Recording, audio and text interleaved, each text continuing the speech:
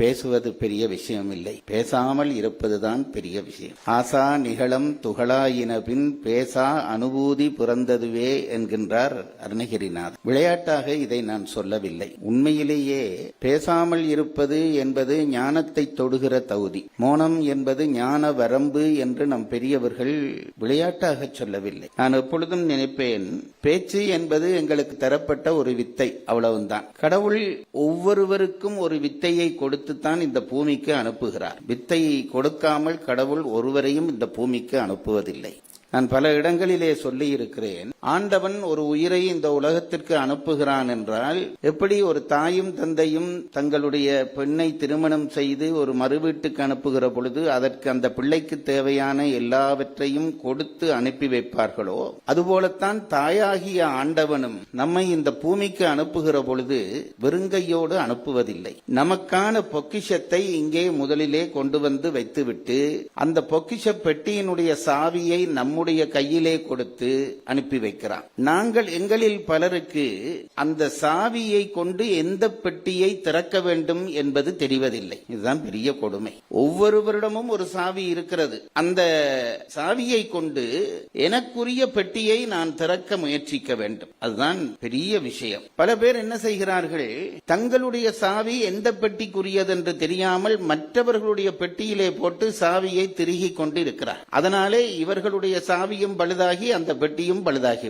பக்கத்து வீட்டு பையன் டாக்டராக வந்து விட்டானா, என் வீட்டு பையனும் டாக்டராக வர வேண்டும். அவனுக்கு இருக்கிற ஆற்றல் என்ன என்பது பற்றி முடிவு செய்யாமல் இப்படியே தங்களுக்கு இறைவன் தந்த அந்த வரத்தை வீணாக்கி கொண்டிருக்கிறதை நான் கண்ணாலே காண்கிறேன். அதனாலே தான் நான் நினைப்பேன், பேச்சு என்பது வெறும் வித்தை தான். என்னுடைய ஆசிரியர் ஒருவர் பெரிய ஞானஸ்தர், அவர் எனக்கு சொல்லுவார், வித்தைகளை கொண்டு பெருமைப்படாதே என்பார். சொல்லிவிட்டு அவர் உடனே சொல்லுகிற அந்த உவமை கண்டு நான் வியந்திருக்கிறேன். அப்ப நான் அவர் எனக்கு சொல்லுகிற பொழுது ஒரு காகம் கா கா என்று கத்தியபடி பறந்தது. என் ஆசிரியர் என்னை கூப்பிட்டு இந்த காகத்தை காட்டி, இது போல காகா என்று கத்திக்கொண்டு பறக்க உன்னால் முடியுமா என்று கேட்டார். நான் தலை கவிழ்ந்தேன். அப்போதான் அவர் சொன்னார், கடவுள் எல்லாருக்கும் ஒரு ஆற்றலை கொடுத்துத்தான் அனுப்புகிறான். அந்த ஆற்றலை கொண்டு ஆண்டவனை தொட வேண்டுமே தவிர வித்தை காட்ட முற்படக்கூடாது என்று அவர். ஔவையார் ஒரு முறை ஒரு அரச சபைக்கு போகிறார். அந்த நாவுக்கரசர் பற்றி வருவதற்கு முன்பாக என் மனத்துதிக்கிற சில எண்ணங்களை பதிவு செய்து கொண்டு பிறகு நாவுக்கரசருக்குள்ளே நுழைகிறேன். ஒரு அரசவைக்கு ஔவையார் வந்தார். புலவர்கள் அவை. அந்த அவையிலே இருந்த புலவர்கள் எல்லாரும் ஒவ்வொருவர் ஏதோ ஒரு நூலிலே ஆட்சி பெற்று இருந்தார். ஒருவருக்கு ஒரு நூல் தெரிந்தது, இன்னொருவருக்கு சங்கப்பாட்டு தெரிந்தது. இப்படி ஆளுக்கு ஒரு புலவர் நூற்களிலே ஆட்சி பெற்றிருந்தார்கள். அரசன் சபையிலே வந்து உட்கார்ந்ததும் ஒவ்வொருவரும் தங்கள் பெருமையை தாங்களே சொல்ல ஆரம்பித்தார். ஒவ்வொருவரும் ஆரம்பித்தார்கள், நான் இந்த நூலிலே இவ்வளவு படித்திருக்கிறேன், இந்த நூல் பற்றி இவ்வளவு எழுதி இருக்கிறேன், இந்த நூல் பற்றி என்ன செய்வேன் என்றெல்லாம் பெருமையாக சொல்லிக் கொண்டிருந்தார்கள். ஔவையார் ஒன்றும் பேசவில்லை. அது ஒரு பொல்லாத கிழவி. பேசாமல் இருந்த அந்த ஔவையாரை பார்த்தான் அரசன். அம்மா, நீங்கள் ஒன்றும் சொல்லவில்லையா என்று கேட்டதும், உனக்கு சொல்ல ஒன்றும் இல்லை, இவர்களுக்கு சொல்ல இருக்கிறது என்றால் அவ்வை. என்ன சொல்ல போகிறீர்கள் என்றதும் ஔவையார் அந்த புலவர்களை பார்த்து சொன்னார், வான் குருவியின் கூடு வல் அரக்கு தொல் கரையான் தேன் சிலம்பி யாவர்க்கும் செய்தறிதாள். 4 உதாரணங்களை அடக்குகிறார். முதல் சொன்னார், புலவர்களே, நீங்கள் எல்லாரும் ரொம்ப கெட்டிக்காரர்கள் என்று பேசிக் கொண்டிருக்கிறீர்களே, இந்த தூக்கணாங்குருவி கூடு பார்த்திருக்கிறீர்களா என்று கேட்டார். புலவர்கள் ஆளையால் பார்த்தார். அந்த வான்குருவியின் கூடு நீங்கள் பார்த்தீர்களோ என்னவோ தெரியவில்லை, கிராமங்களிலே இருக்கிறவர்களுக்கு தான் தெரியும். தென்னை மரத்தினுடைய அந்த ஓலையிலே அந்த குருவி கூடு கட்டும். அது எப்படி இருக்கும் என்றால், நூல் போல முதலிலே அந்த கூடு ஆரம்பித்து கீழே வந்து ஒரு குமிழ் போல அந்த கூடு இருக்கு. இப்படியே வந்து இருக்கு. கண்ணாலே பார்த்தவர்களுக்கு தெரியும். எந்த ஆர்கிடெக்டும் திட்டம் போடவில்லை, எந்த என்ஜினியரும் கட்டவில்லை, எந்த கொத்தனாரும் அதற்கு உதவி செய்யவில்லை. தன்னுடைய இந்த சின்ன அலகை வைத்து அந்த குருவி அந்த கூட்டை கட்டுகிறது. அதை காட்டி கேட்கிறார் ஔவையார் புலவர்களை பார்த்து, இந்த கூட்டை பார்த்தீர்களா, வான்குருவியின் கூடு? அந்த குருவி ஏன் கூடு கட்டுகிறது என்றால், தான் முட்டை போட்டு தன் இனத்தை பெருக்க வேண்டும் என்பதற்காக கூடு கட்டுகிறது. விடுகிறது. இப்போ ஒன்றை நினைத்து பாருங்கள், அந்த குருவி அந்த கூடு எப்படி இருக்கும் என்றால், மேலே இருந்து வந்து குமிழ் போல விரிந்து கீழே ஒரு வாசல் இருக்கு, கீழே தான் வாசல் இருக்கு. நமக்கு ஒரு ஆச்சரியம், மேலே இருந்து கீழே வாய் திறந்திருக்கக்கூடிய அந்த கூட்டுக்குள்ளே முட்டை போட்டால் அது கீழே விழுந்து விடும் அல்லவா? இது கூட தெரியாமல் இந்த குருவி கூடு கட்டி இருக்கிறதே என்று நாங்கள் நினைப்போம். ஆனால் நெருங்கி அந்த கூட்டை எடுத்து பார்த்தால் தான் தெரியும்,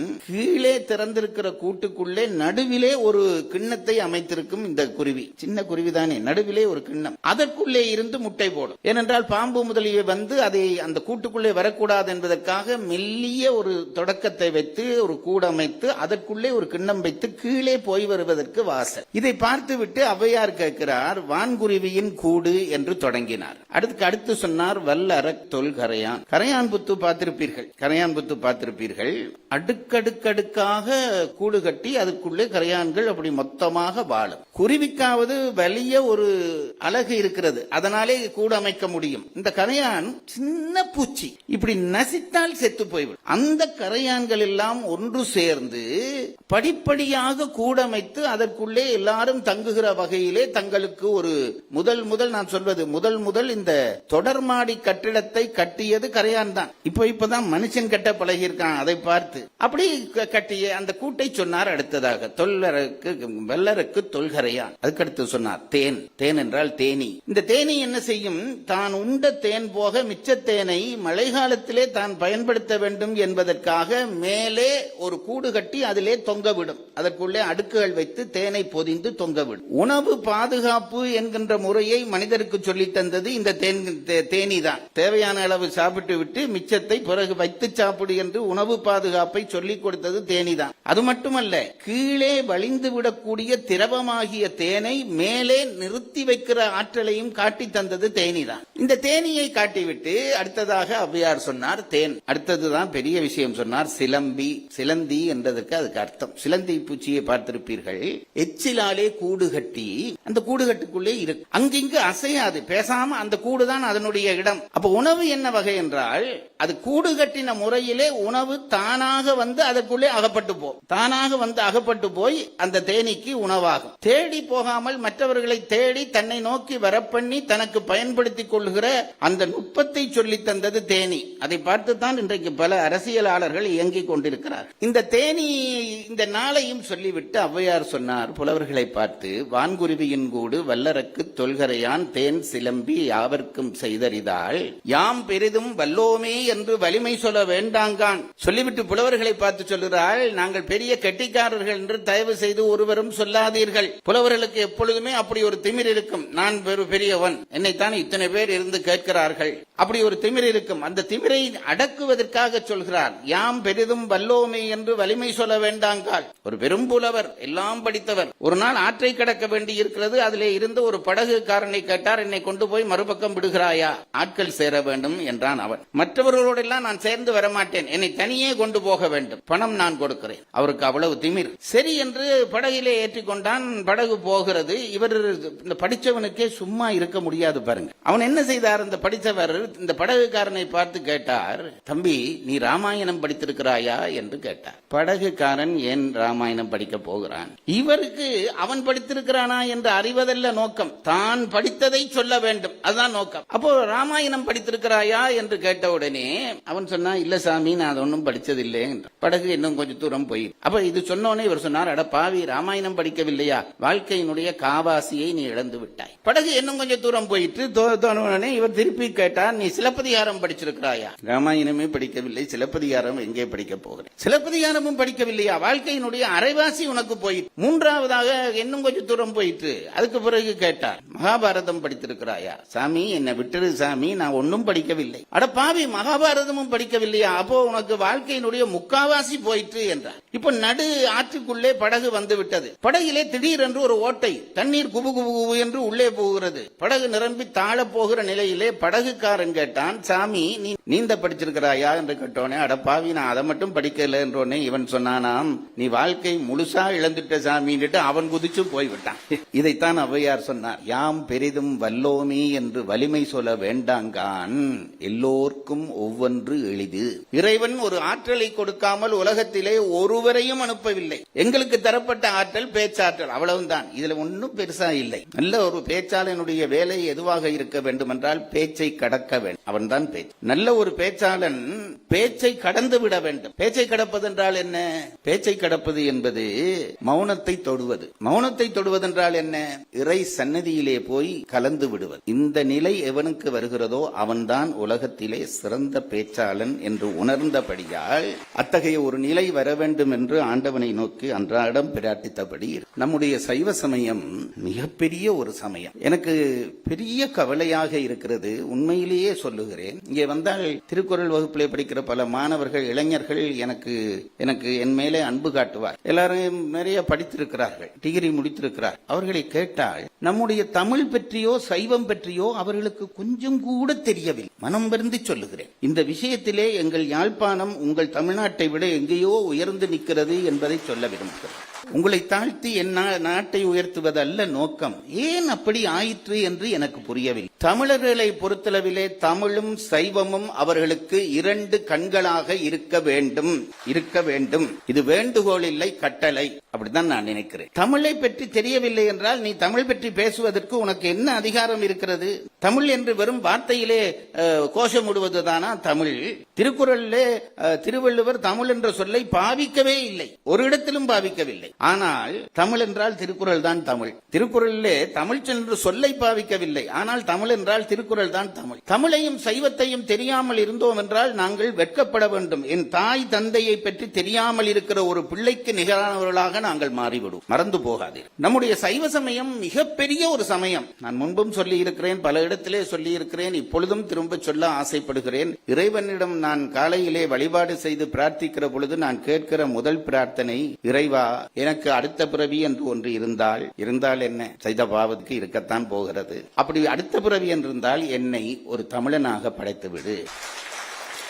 பிறகு கேட்பேன், அது மட்டும் போதாது, தமிழனாக படைத்து விட்டால் போதாது, தமிழனாக படைக்கிற அதே நேரத்திலே என்னை சைவனாகவும் படைத்து விடு. மூன்றாவது ஒன்று கேட்பேன், அதை சொல்லக்கூடாது, ஆனாலும் சொல்லுகிறேன். தமிழனாகவும் சைவனாகவும் படைத்தால் போதாது, என்னை நான் பிறந்த யாழ்ப்பாணத்திலேயே படைத்து விடு என்று கேட்பேன். நான் இதை ஏன் சொல்கிறேன் என்றால், தமிழும் சைவமும் அத்தகைய பொக்கிஷங்கள். இன்றைய விஞ்ஞானங்கள் எல்லாம் அதற்கு முன்னாலே ஒரு தூசு. இது தமிழ் படித்தவனுக்கே இது ஒரு குணம். எதை கேட்டாலும் அது தமிழிலே இருக்கிற சைவத்திலே இருக்கிறது என்று சொல்வான் என்று சொல்வீர்கள். அப்படி இல்லை. தமிழிலே சைவத்திலே இல்லாத ஒன்று இல்லை என்பதை தெரிந்தபடியால் தான் நான் உறுதியாக இதை சொல்ல. தெரிந்தபடியால் தான் சொல்ல. ஒரு சமயம் எதற்கு வேண்டும்? ஒரு மனிதர்களுக்கு சமயம் எதற்கு வேண்டும்? நான் கேட்கிறது, சமயம் எதற்கு வேண்டும்? எத்தனையோ இன்ஜினியரிங் படித்தால் கட்டடம் கட்டலாம், மருத்துவம் படித்தால் வைத்தியம் செய்யலாம், சட்டம் படித்தால் வக்கீல் ஆகலாம். சமயம் படித்து என்ன செய்வது?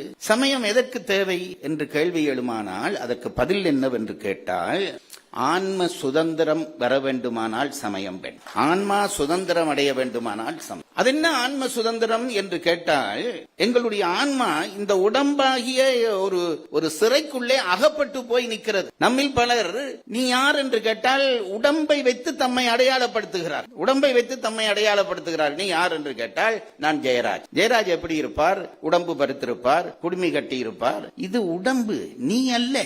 வேறு சில பேர் சொல்வார்கள், இல்லை கண் மூக்கு வாய் இந்த அறிவு கருவிகள் இருக்கிறதே இதுதான் நான். இல்லை, அது கருவிகள். அந்த கருவிகளோடு நீ பார்க்கிறாய். அந்த பார்க்கிற காட்சியை உள்ளே இருந்து பார்ப்பது யார் என்று கேட்டால் அதற்குள்ளே அந்த கரணங்கள் என்பார்கள். அதுவும் இல்லை. பின் நீ காணுகிற ஒன்றை, காணுகிற விஷயத்தை எது காண்கிறது என்றால் உனக்குள்ளே ஆன்மா என்ற ஒன்று இருக்கிறது. அந்த ஆன்மாவுக்குத்தான் அறிவு இருக்கிறதே தவிர இந்த புலன்களுக்கெல்லாம் அறிவே இல்லை. கண்ணுக்கு அறிவே இல்லை. அது ஒரு கருவி. என்ன சார், கண்ணாலே நான் காட்சியை காணுகிறேனே, அது எப்படி கருவியாகும் என்றால் நான் சொல்லுகிறது உண்டு.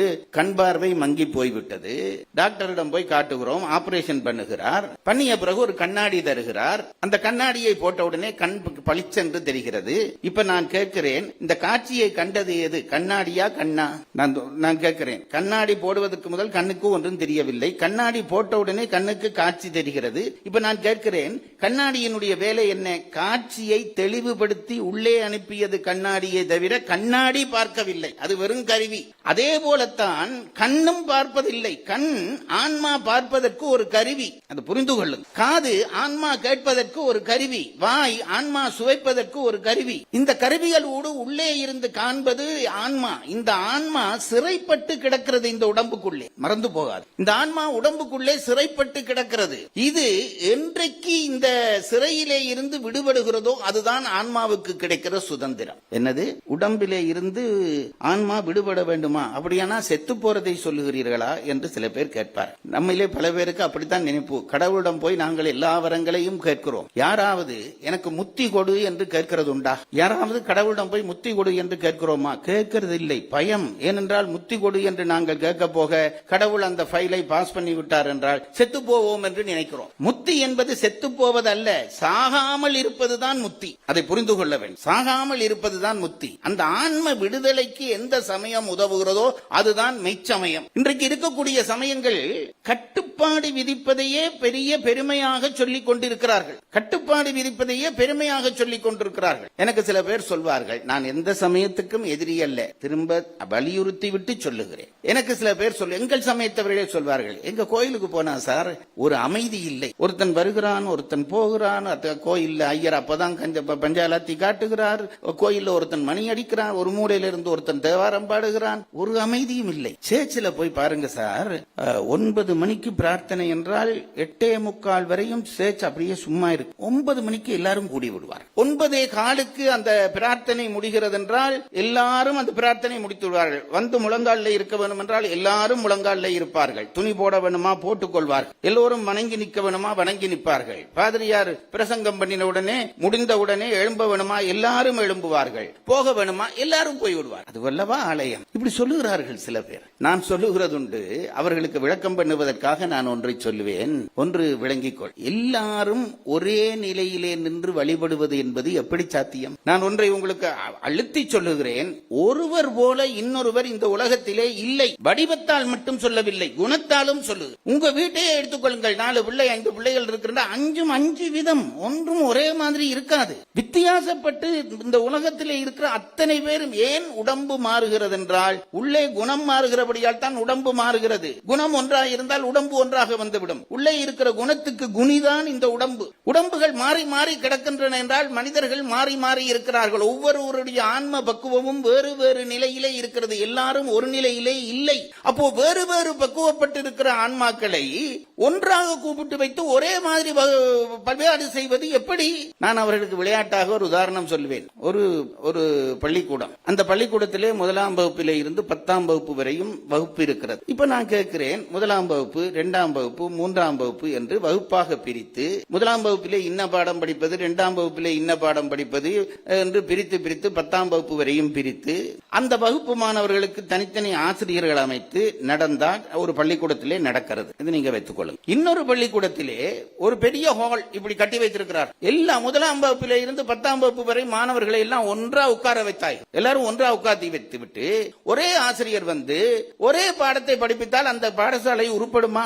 நான் உங்களை கேட்கிறேன். வகுப்புகள் பிரித்து அவரவருக்கு ஏற்ப பாடம் சொல்லிக் கொடுக்காமல் எல்லாரையும் ஒன்றா உட்கார வைத்து ஒரே பாடத்தை சொல்லிக் கொடுத்தால் அந்த பள்ளிக்கூடம் உருப்படுமா? உருப்படாது என்பது நிச்சயம் அல்லவா? அதுபோலத்தான் வேறு நிலைப்பட்டிருக்கிற ஆன்மாக்களை எல்லாம் ஒன்றாக இருத்தி ஒரே மாதிரி வழிபாடு செய்கின்றால் அந்த வழிபாட்டிலே தவறு இருக்கிறது. நம்முடைய சமயத்தினுடைய சிறப்பு என்ன தெரியுமா? உன் இஷ்டத்துக்கு வழிபாடு. இந்த சுதந்திரம் தான் சைவத்தினுடைய தலையாய அடையாளம். மறந்து போகாது. உன் இஷ்டத்துக்கு வழிபாடு. இப்ப எல்லாம் இந்த கல்யாண வீடுகளில் இந்த புஃபே சர்விங் வைக்கிறார்கள். எல்லா சாப்பாடும் வச்சிருவார். 100 வகையான சாப்பாடு. அதுல ஒரு பக்கம் கிருஷ்ணா ஸ்வீட்ஸ்ல ஒரு 100 ஸ்வீட். இப்போ போகிறவன் என்ன செய்கிறான் என்றால் ஒரு தட்டை எடுத்து தனக்கு பிடித்ததை தானே சாப்பிடுகிறான், தனக்கு பிடித்ததை தானே சாப்பிடுகிறான். எனக்கு மைசூர் பாகு விருப்பம், அதை எடுத்து வைத்துட்டு நீயும் சாப்பிடு நீயும் சாப்பிடு என்று மற்றவனுக்கு சொல்லக்கூடாது. ஏனென்றால் அவனுக்கு அதை விட வேறொரு ஸ்வீட் பிடிக்கும். அதனாலே தானே இத்தனை ஸ்வீட் பண்ண வேண்டி இருக்கிறது. இல்லாவிட்டால் ஒரே ஸ்வீட் பண்ணி எல்லாரும் சாப்பிடு என்று சொல்லிவிடலாமே. சாப்பாடும் அப்படித்தான். எப்படி சாப்பாடு அவரவருக்கு ஒரு டேஸ்ட் இருக்கிறது, அவரவருக்கு ஒரு ருசி இருக்கிறது, அதுக்கேற்பதான் சாப்பிட வேண்டும். நான் எப்பொழுதும் சொல்கிறேன், 3 விஷயத்தை மக்கள் தங்களுக்காக செய்ய வேண்டும். அதிலே ஒன்று சாப்பாடு. உனக்கு பிடித்ததை சாப்பாடு, மற்றவனுக்கு அதை சிபாரிசு பண்ண போகாதே. சில வீடுகளுக்கு போனால் நல்ல, எனக்கு டயபெட்டிஸ் அவர்களுக்கு தெரியும், பாகக்காயிலே ஒரு 10 வகையான கறி வைத்திருப்பார். அதுக்கு பேரே பாவக்காய். அதையே சொல்லி இதையே சாப்பிடுங்கள், இதையே சாப்பிடுங்கள், இதையே சாப்பிடுங்கள். அட பாவி, நீ சாப்பிடேன், என்னை விட. சாப்பாடு அவரவர் விருப்பத்துக்குரியது. அதுபோல படிப்பும் அவரவர் விருப்பத்துக்குரியது. இந்த நூல் நன்றாக இருக்கிறது என்று ஒருவர் சொல்ல நான் படிக்க கூடாது. என் ஆத்மா ஒரு தேடலை கொண்டிருக்கும். அந்த தேடலுக்குரிய படிப்பை அந்த ஆன்மாவுக்கு கொடுக்க வேண்டும். இது 2வது. 3வது, வழிபாடும் அப்படித்தான், மறந்து போகாதீர்கள். நான் எப்பொழுதும் சொல்வது, சமயத்தை சார்ந்த அத்தனை பேருக்கும் நான் சொல்வது, நான் இப்ப சொல்லிக் கொண்டிருக்கிறதெல்லாம் முன்னுரை, இனித்தான் விஷயம் சொல்ல போகிறேன். எல்லாருக்கும் நான் சொல்வது, சமய வழிபாட்டுக்காரர்களிலேயே இருக்கக்கூடிய ஒரு பெரிய குறைபாடு என்னவென்றால், தாங்கள் வழிபடுவதை விட மற்றவர்களுக்கு உபதேசிக்கத்தான் எல்லாரும் விரும்புகிறார். கோயிலுக்குள்ளே போனால் இந்த கொஞ்சம் அது படிப்பு கூட கூட கூட கூட இந்த கோளாறு கூடும். நான் அது பின்னாலே சொல்ல போறேன். படிப்பு கூட கூட கூட கோளாறு கூடும். என்னவென்றால், இவன் எங்கேயோ புத்தகத்தில் படிச்சிருப்பான். ஒருத்தன் விழுந்து கும்பிட்ட உடனே அவனை தட்டி எழுப்புவான். இப்படி கும்பிடப்படாது, இந்த பக்கமா இந்த திசையா கும்பிடு. உனக்கு யார் சொன்னது? அவன் கும்பிடுறான், அவனை கும்பிட விடு.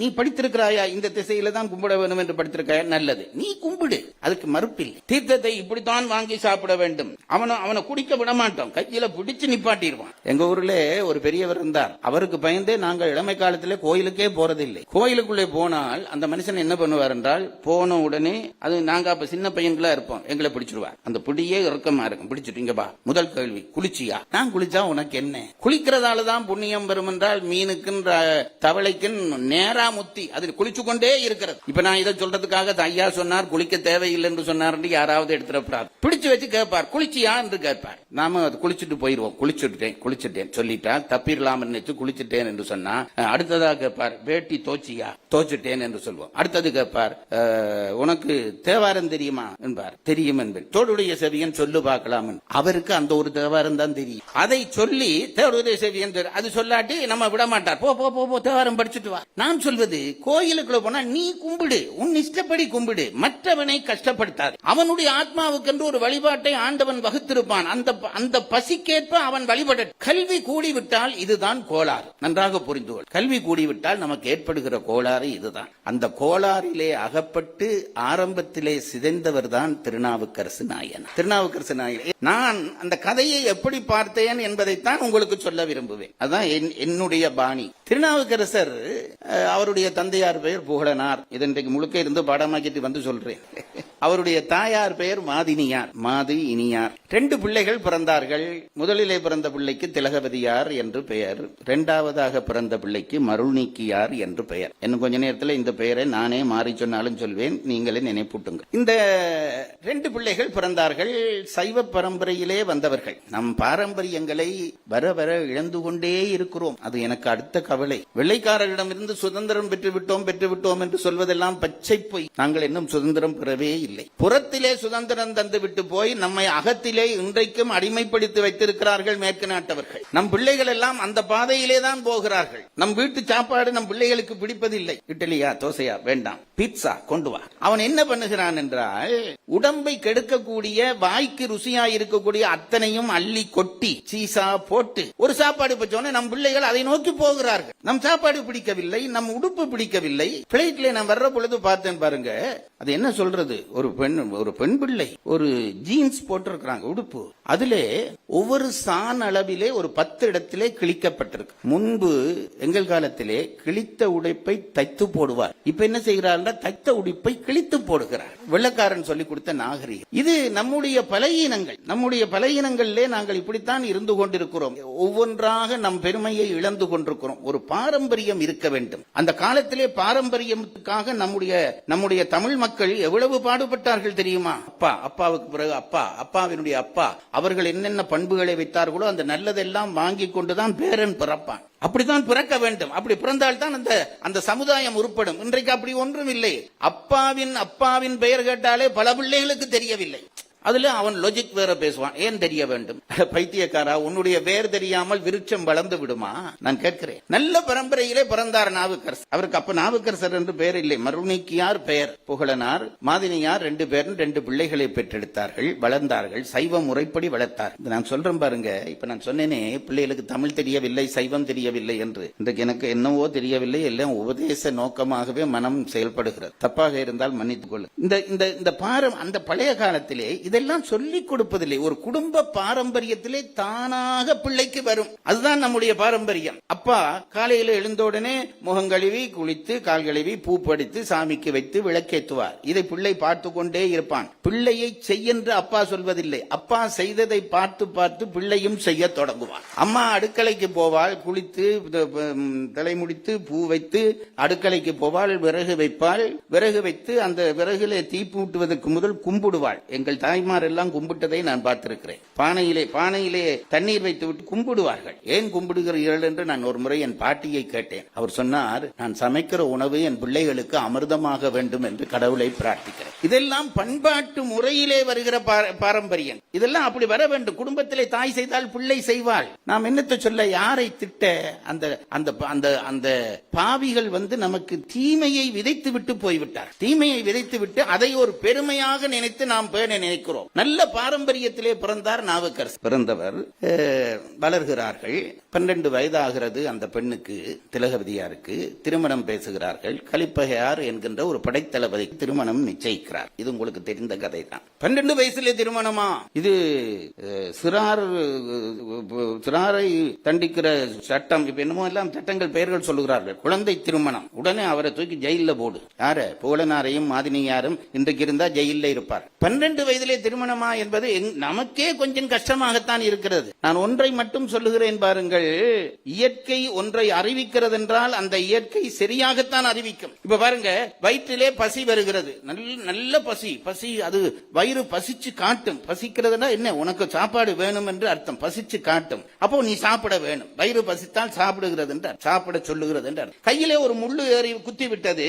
அதிலே கொஞ்ச நேரம் பொறுத்து கொஞ்ச நாள் கழிச்சு பார்த்தால் அதிலே சீல் பிடித்து வலித்து காட்டும். இதுக்குள்ளே முள் இருக்கிறது, இதை வெளியேற்று என்று அது காட்டும். கண்ணுக்குள்ளே ஒரு தூசு விழுந்ததா, கண்ணீர் வலியும். என்ன செய்யும்? இந்த கண்ணீர் தூசை கழுவுகிறேன் என்று அது முயற்சித்து உள்ளே தூசு இருக்கிறது என்பதை காட்டும். இப்ப எல்லாம் அந்த சினிமாவிலே சொல்கிறார்களே பாடி லாங்குவேஜ் என்று. நான் சொல்றது அதுவல்ல. பொடிக்கே ஒரு லாங்குவேஜ் இருக்கிறது. பொடியிலே லாங்குவேஜ் காட்டுறது வேற, பொடிக்கே ஒரு லாங்குவேஜ். அது தனக்கு தேவையானதை அறிவிக்கும். நான் இப்ப உங்களை கேட்கிறேன், ஒரு பிள்ளை பக்குவப்படுகிற வயது என்ன வயதிலே பக்குவப்படுகிறாள் என்றால், ஒரு குறிப்பிட்ட வயது என்றால் அது கிட்டத்தட்ட 12 வயது. என்ன அர்த்தம் என்றால், இவள் சந்ததி வளர்க்க தயாராகிவிட்டாள் என்று அந்த உடம்பு அறிவிக்கிறது. இதை உங்களிலே பல பேர் ஒத்துக்கொள்ள மாட்டீர்கள். நீங்க கைதட்டாமல் இருப்பதிலிருந்து தெரிந்து கொண்டு, நல்ல உணவு கொடுத்து நல்ல அறிவு கொடுத்து வளர்த்தால் நம் பிள்ளைகள் அந்த வயதிலே திருமணக்குவம் பெறுவார்கள். நீங்க இப்ப கட்டி கொடுங்கிறது சொல்ல இல்லை, கட்டி கொடுத்ததுக்கு காரணம் சொல்லு. திலகவதியாருக்கு கல்யாணம் பண்ணி நிச்சயித்து விட்டார்கள். கலிப்பகையார் என்கின்ற அந்த படைத்தளபதி திருமணம் நிச்சயமாகிவிட்டது. அந்த நேரத்திலே பார்த்து ஒரு யுத்தம் வடக்கிலே தொடங்கியது. இந்த கலிப்பையார் யுத்தம் செய்ய போய்விட்டார். அந்த நேரம் பார்த்து ஒரு கொடுமை நிகழ்ந்தது. இந்த புகழனார் என்கின்ற இந்த பிள்ளைகளுடைய தந்தை நோய்வாய்ப்பட்டு இறந்து போனார். கணவன் இறந்ததும் இனி எனக்கு வாழ்க்கை இல்லை என்று நினைத்த அந்த மாதினியாரும் அவரோடு சேர்ந்து இறந்து போனார். இதெல்லாம் விளங்கப்படுத்துவதானால் நான் தொடர் சொற்பொழிவுதான் நடத்த வேண்டும். ஒன்றும் தப்பில்லை பாருங்கள். அதாவது ஒரு கணவனோடு உடலாலும் உணர்வாலும் உயிராலும் ஒரு பெண் ஒன்றி வாழ்ந்தாளானால் கணவன் இல்லாமல் அவளால் ஒரு நிமிஷம் இந்த உலகத்திலே வாழ முடியாது. தன் பிள்ளைகளையும் விட்டு அந்த அம்மையார் உயிர் துறந்தார். உயிர் துறந்த உடனே இப்போ 2 பிள்ளைகளும் அனாதரவாக நிற்கிறார்கள். இந்த பெண்ணுக்கு பேசின கணவன் போர்க்களத்திலே நிற்கிறார். துன்பம் வந்தாலும் இன்பம் வந்தாலும் பாருங்கள், காலம் சரி வந்து விட்டால் துன்பமும் சில நேரத்தில் அடுத்தடுத்து வரும். பட்டகாலிலே படும் என்று பழமொழி இருக்கிறது அல்லவா? அதுபோல இன்பம் வருகிற காலம் இருந்தாலும் இன்பமும் அடுத்தடுத்து வரும். 2 நேரத்திலேயும் நிதானம் தேவை. பல பேர் நினைக்கிறார்கள் துன்பம் வந்த பொழுதுதான் நிதானம் தேவை என்று இல்லை. இன்பம் பெறுகிற பொழுதும் நிதானம் தேவை. இன்னும் சொல்ல போனால் இன்பம் பெறுகிற பொழுதுதான் அதிக நிதானம் தேவை. இப்போ துன்பம் வந்தது, தாய் தந்தையர் இறந்து போய்விட்டார்கள். இந்த தமக்கையார் இந்த தம்பியாரை பார்த்து கொண்டு வாழ்கிறார். அங்கே போன இடத்திலே அடுத்த அதிர்ச்சி செய்தி வந்தது. கலிப்பையார் போர்க்களத்திலே இறந்து போனார். நாங்க என்றால் 1000 சட்டம் பேசுவோம். பேச சொல்லி தந்திருக்கிறார்கள். என்ன சொல்லி தந்திருக்கிறார்கள்? அவர் இன்னும் திருமணம் முடிக்கவில்லை, இவளோடு வாழவில்லை, அது வேற, அதை கிழிச்சு போட்டு இன்னொரு மாப்பிள்ளை பிடியுங்கள், அப்படித்தானே நாங்கள் சொல்வோம். கணவனார் அந்த தனக்கு பேசி நிச்சயிக்கப்பட்ட கணவனார் இறந்தார் என்று கேள்விப்பட்ட உடனே திலகவதியார் சொன்னார், அவர்தான் எனக்கு கணவர் என்று என் தாய் தந்தையர்கள் நிச்சயித்தார்கள். ஆகவே எனக்கு அவர்தான் கணவர். அவர் இல்லை என்றால் நான் வாழக்கூடாது, நானும் உயிர் துறப்பேன் என்று உயிர் துறக்க முயன்றார். அப்பொழுது இந்த மருள்நீக்கியார் வந்து காலிலே விழுந்து, அக்கா, நான் உன்னை நம்பித்தானே வாழ்கிறேன். அம்மாவும் அப்பாவும் இறந்து விட்டார்கள், உன்னுடைய கணவனார் இறந்து விட்டார் என்று நீயும் இறக்கப் போகிறாய், நான் அனாதரவாக ஆகிவிட மாட்டேனா, எனக்கு வாழ்வு கொடு என்று காலிலே விழுந்தார். இந்த பிள்ளைகளுடைய மெச்சூரிட்டியை நீங்கள் பார்க்க வேண்டும். அந்த வயசிலே அவ்வளவு தூரம் படித்திருந்தார். கோவலனை பற்றி சொல்லுகிற பொழுது சிலப்பதிகாரத்திலே இளங்கோவடிகள் சொல்லுகிறார், அந்த 16 வயசிலே அவனுக்கு திருமணம், 16 வயசிலே அவன் எல்லா நாட்டுக்கும் போய்விட்டு வந்து விட்டானாம். இவர் சொல்லுகிறார், அவ்வளவு ஆளுமை வளர்த்தார். மண்டேத்த புகழினான் மதிமுக மடவாரதம் பண்டேத்த குரலினார் ஆயத்து பாராட்டி கண்டேத்தும் குரலினான் என ஏத்தும் கண்டேத்தும் மாறன் என்று அவனை புகழப்படுகிறான் என்று சொல்லுகிறார். பாட்டுகள் எல்லாம் அங்கங்க ஸ்டக் ஆகுது. அந்த வயசிலேயே எல்லா நாட்டுக்கும் போய் வந்து விட்டான் என்றால் அந்த அளவுக்கு அவனுடைய ஆற்றல் வளர்ந்து விட்டது என்று அர்த்தம். அப்படித்தான் இந்த பிள்ளையும் அக்காவினுடைய காலிலே விழுந்து இவ்வளவு தெளிவாக பேசுகிறான். அவருக்கு 12 வயது. அப்ப இவருக்கு அதை விட குறைந்த வயதாக இருக்கும் மருள்நீக்கியாருக்கு. தமக்கையார் முடிவு செய்தார், தம்பியை வாழ வைக்க வேண்டும், ஆகவே நான் வாழ்வேன் என்று தன்னுடைய வாழ்க்கையை ஒரு தவ வாழ்க்கை போல தம்பிக்காக வாழ தலைப்பட்டார். இது கதையினுடைய முதல் பகுதி. இப்போ இந்த பிள்ளை படிக்கிறது. நீங்க கொஞ்ச நேரம் பெரிய புராணத்தில் இருக்கிற கதையைத்தான் இவர் சொல்றாரான்னு நீங்க யோசிக்கப்படாது. பெரிய புராணத்தில் சேக்கிழார் எல்லாவமா சொல்ல முடியும்? நாவுக்கரசர் பல்லுமி நிற்கினார், மோங்கழிவினார், இதெல்லாம் எழுத முடியுமா? அதை படிக்கிற பொழுது சுதந்திரமாக சிந்திக்கிற உரிமையை சேக்கிழார் எனக்கு தந்திருக்கிறார் என்று நான் நினைத்துக் கொண்டுதான் படிப்பேன். இப்போ இந்த நாவுக்கரசர் குடும்பத்திலே வந்த இந்த அதிர்வுகள் எல்லாம் அவரை பாதித்திருக்கு. அம்மா போய்விட்டார், அப்பா போய்விட்டார், அத்தான் போய்விட்டார், தமக்கை தவக்கோலம் கொண்டு விட்டார். எப்படியும் இந்த வாழ்க்கையை நிமிர்த்த வேண்டும், துன்பம் வருகிற பொழுதுதான் நிமிர வேண்டும் என்கின்ற வைராக்கியம் வரும். ஆகவே துன்பத்தை கண்டு வெறுக்காதீர்கள், வைராக்கியம் கொள்ளுங்கள். இவ்வளவு துன்பம் தந்தது, நான் இதை வென்றே ஆக வேண்டும் என்று இவர் நினைத்திருப்பார். துன்பத்தை வெல்வதற்கு சுகமான வழி என்னவென்றால் கல்வி. நல்லா படிச்சுட்டா பாருங்க, எவனும் நம்ம காலிலே வந்து விழுவான், எவனும் நம்ம காலிலே வந்து விழுவான். படிப்பை போல ஒரு ஆயுதம் வேறு உலகத்திலே ஒன்று கிடையாது. அதனாலே நான் நினைக்கிறேன், நாவுக்கரசர் நினைத்திருப்பார், இந்த சோர்வுகளை எல்லாம் என் படிப்பாலே நிமிர்த்த வேண்டும் என்று நினைத்திருப்பார். நன்றாக படித்திருப்பார், பெரிய ஸ்காலராகி, பெரிய படிப்பாளியாகி. இது நான் நாவுக்கரசரை பார்க்கிற பார்வை, அதை புரிந்து கொள்ளுங்கள். திரும்ப திரும்ப சொல்லுகிறேன், பெரிய படிப்பாளி ஆகிவிட்டார். அவர் படிப்பாளியாகி இருந்த காலத்திலே அந்த நாட்டை ஆண்டவன் ஒரு பல்லவ மன்னன். அவன் சமண சமயத்தை சார்ந்திருந்தான். சமண சமயத்துக்கு போய்விட்டான், சமயம் மாறிவிட்டான். அரசன் மாறினா நாடு மாறிவிடும். ஆட்சியிலே இருக்கிறவர்கள் எந்த சமயத்தை ஆதரிக்கிறார்களோ அப்படித்தான் மக்களும் ஆதரிப்பார்கள். இது ஒரு கொடுமை. நீங்க சும்மா கைதட்டி என்ன வம்பிட மாட்டார்.